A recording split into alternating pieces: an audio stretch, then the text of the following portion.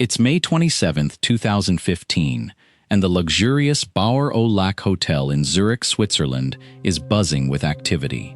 Suddenly, Swiss police burst into the hotel, arresting several high-ranking FIFA officials. The scene is chaotic, with officers in suits and badges rushing to secure the area. What's behind this dramatic raid? The world of international soccer is about to be turned upside down. The officials, including Jeffrey Webb and Eduardo Lee, are being led away in handcuffs. The question on everyone's mind: what did they do? The answer will shock the soccer world. To understand the significance of these arrests, we need to go back in time.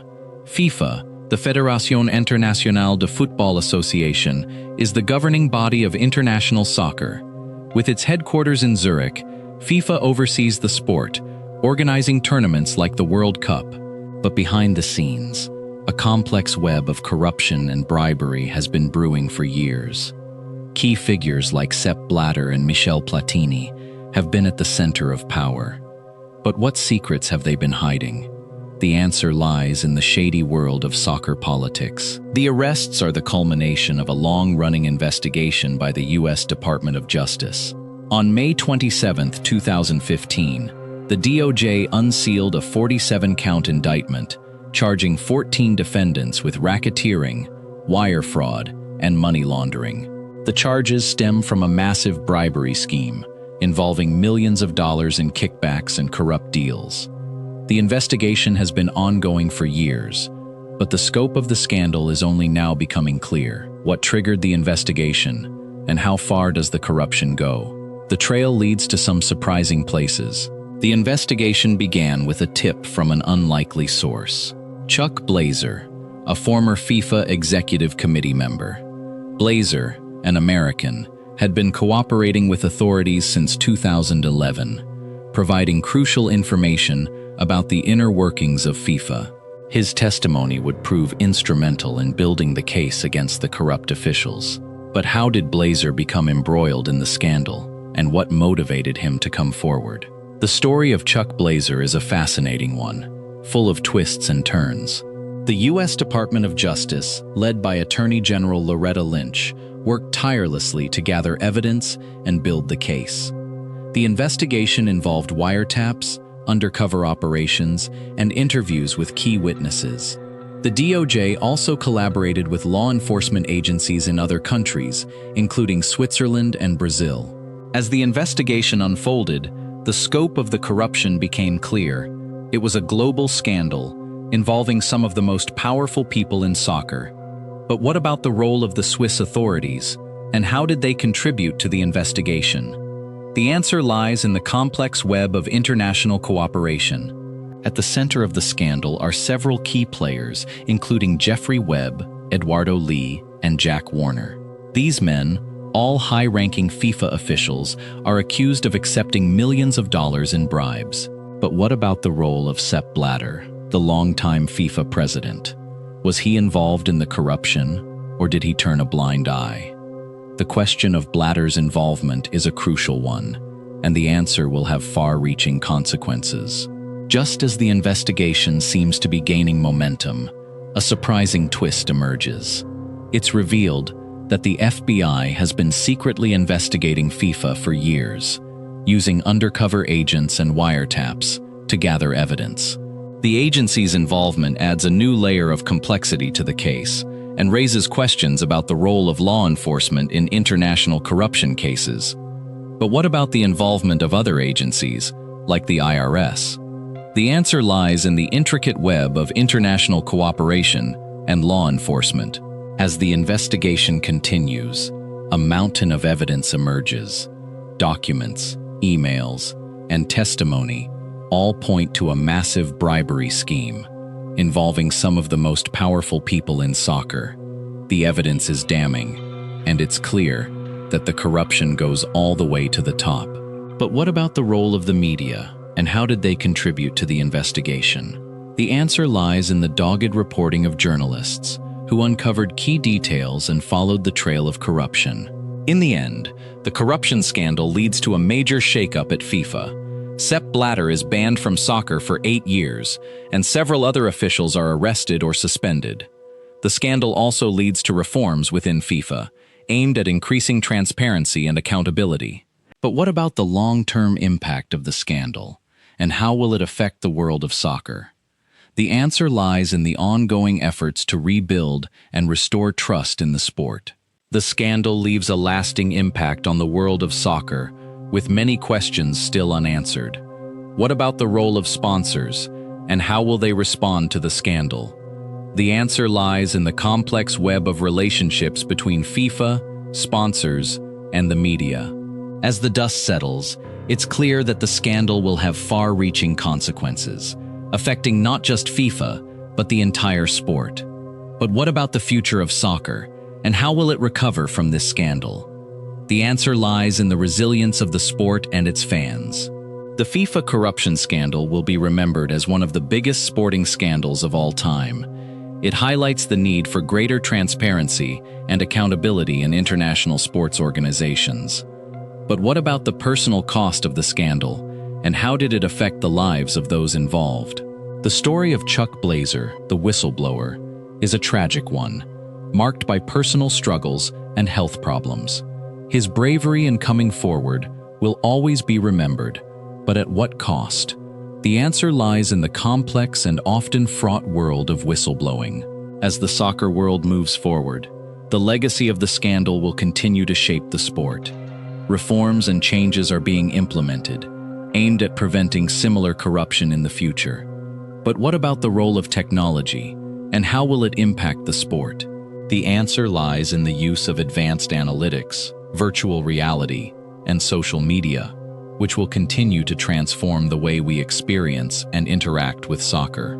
The future of soccer is uncertain, but one thing is clear: it will be shaped by the lessons of the past and the bravery of those who spoke out against corruption. The question is, what's next for the beautiful game? As the dust settled, the repercussions of the scandal began to manifest. Sepp Blatter, the embattled FIFA president, announced his resignation on June 2, 2015. But the question on everyone's mind was, who would replace him?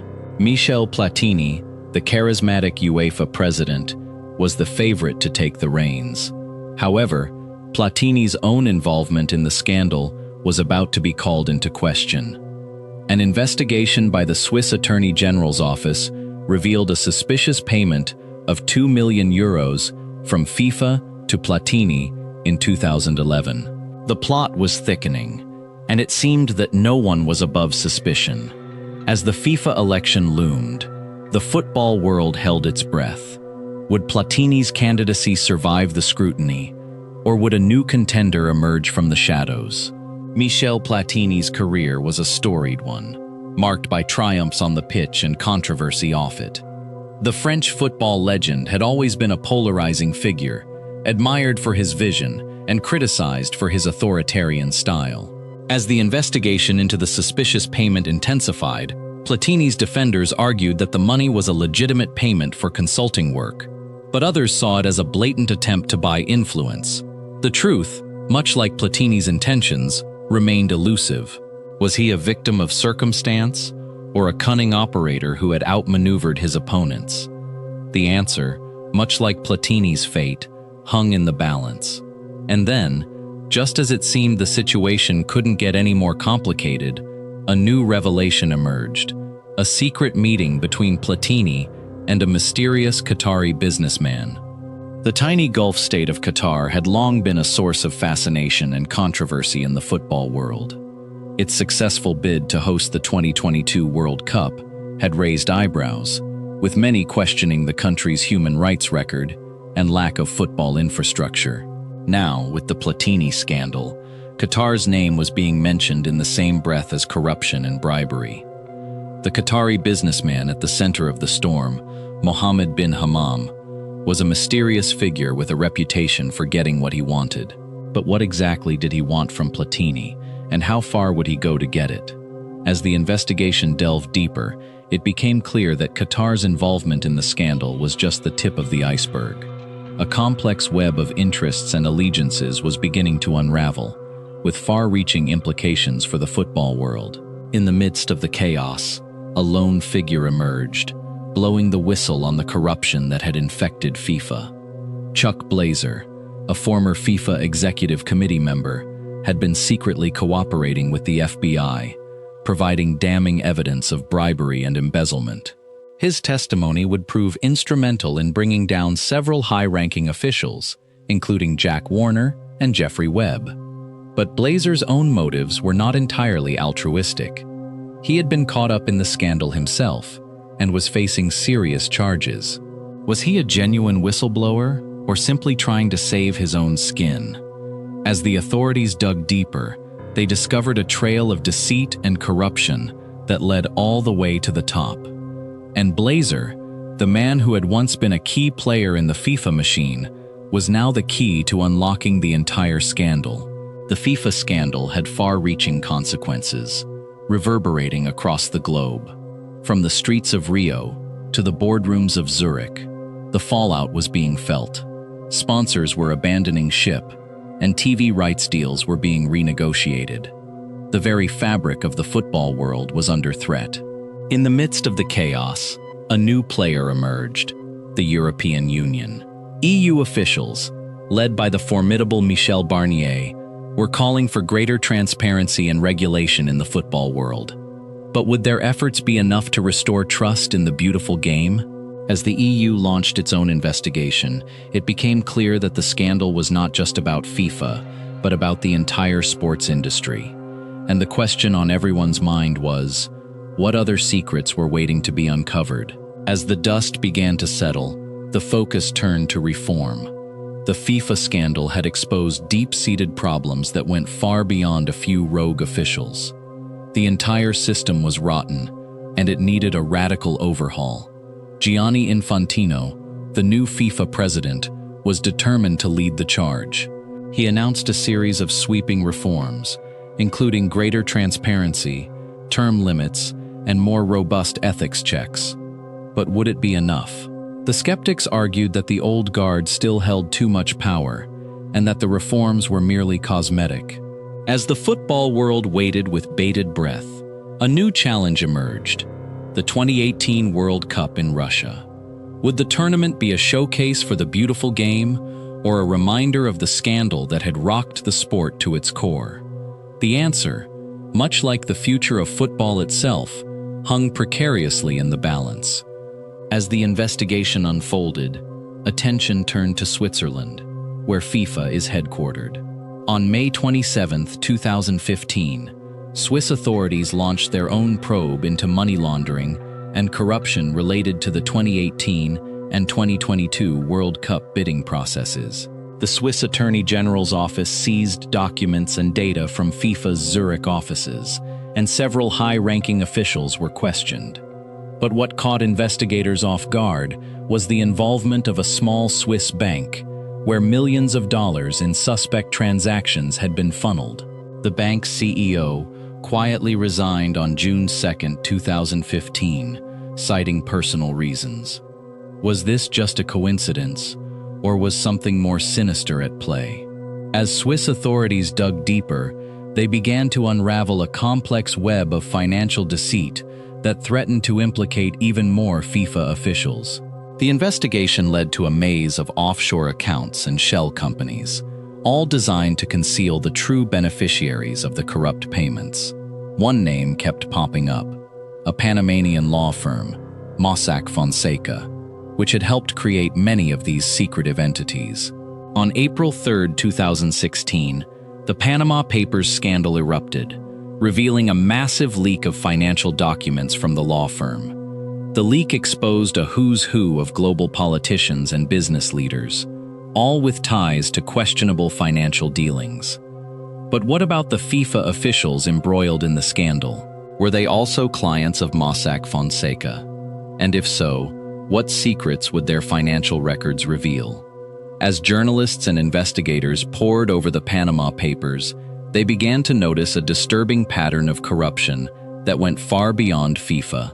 As the investigation deepened, it became clear that Sepp Blatter's tenure as FIFA president was marked by a complex web of alliances and rivalries.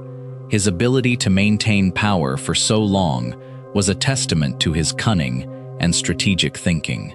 But with the scandal unfolding, the question on everyone's mind was, how far did his influence reach? Blatter's relationships with other key figures, such as Michel Platini and Jack Warner, were under scrutiny. It was rumored that Blatter had been aware of the corruption, but had chosen to turn a blind eye. The FBI was now looking into his dealings, and it seemed only a matter of time before he would be called to account. But just as it seemed the net was closing in, Blatter dropped a bombshell. He would resign, effective immediately. Or would he?